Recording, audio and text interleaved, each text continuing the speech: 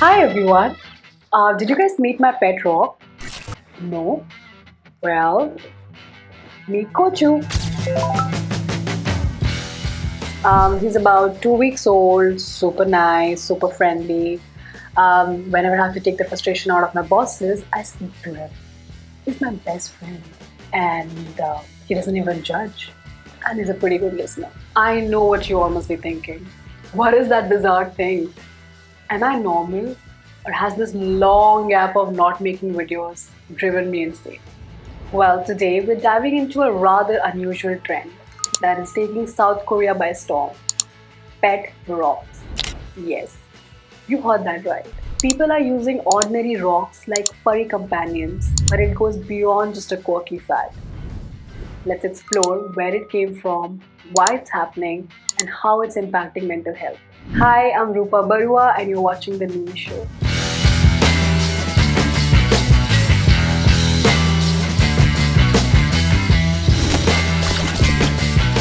While the concept of pet rocks might sound something out of a sitcom, but it gained traction in South Korea around 2021. And here's what's even more interesting. Popular K-pop groups like ENHYPEN and 17 were spotted with their own pet rocks, sparking interest on social media. And apparently, it was the coronavirus pandemic that prompted the pet rock boom in South Korea.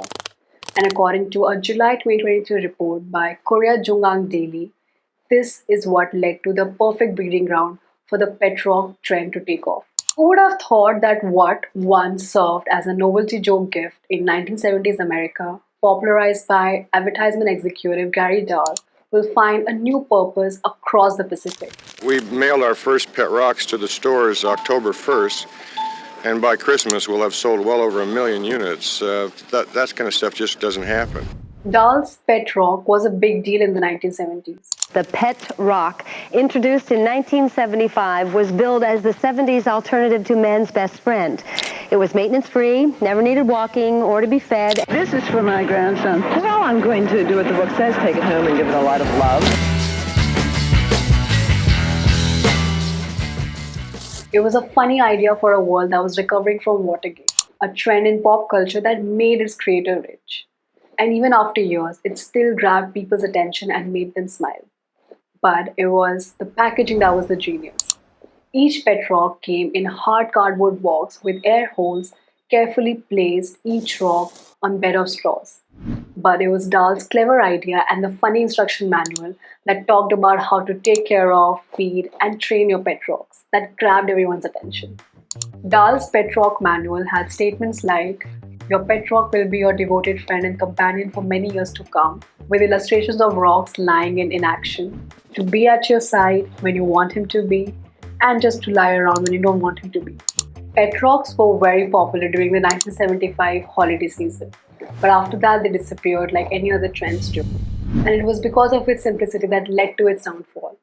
Though Gary had trademarked the name, but it did not stop anyone from putting a rock into a box and selling it, which many did. It's in the late 70s that Gary was sued by its original investors who claimed that they did not receive the share from the profit that they deserved.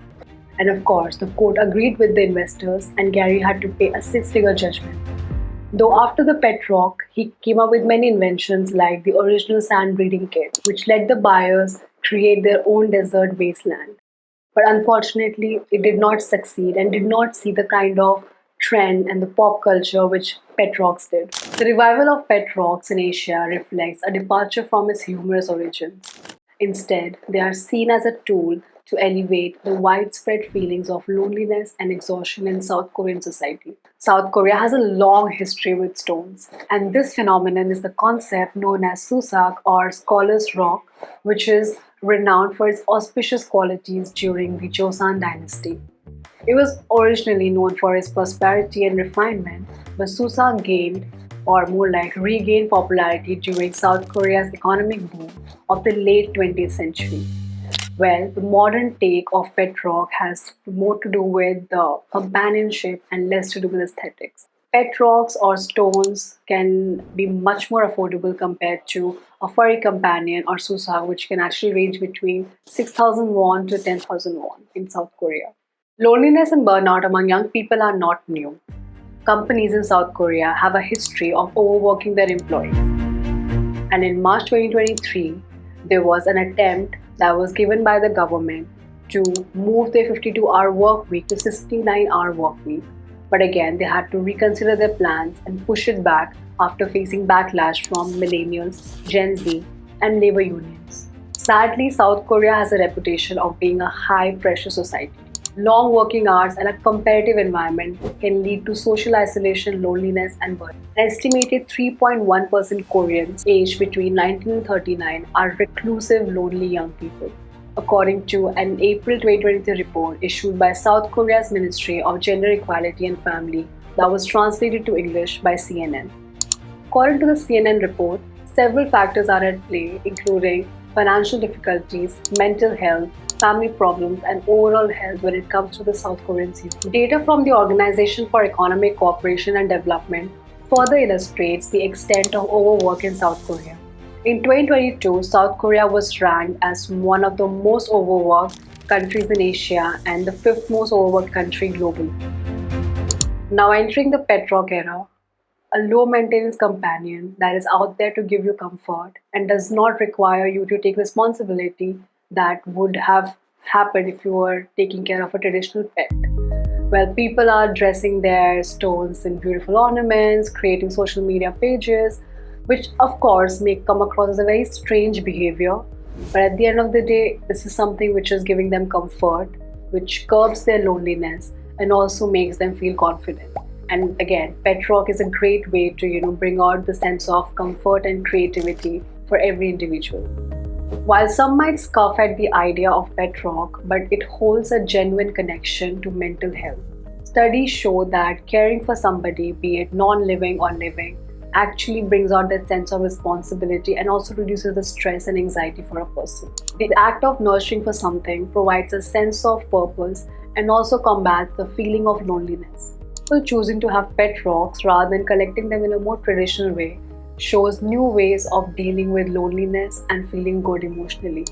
In South Korea, where life is getting complicated, pet rocks give a real sense of comfort and friendship in a world that is becoming more and more digital. The long-term impact of the pet rock trend remains to be seen. It might evolve into a much more permanent coping mechanism for mental health or simply fade away as another passing fad. What do you think? Would you consider a pet rock as your companion? Like Kochu?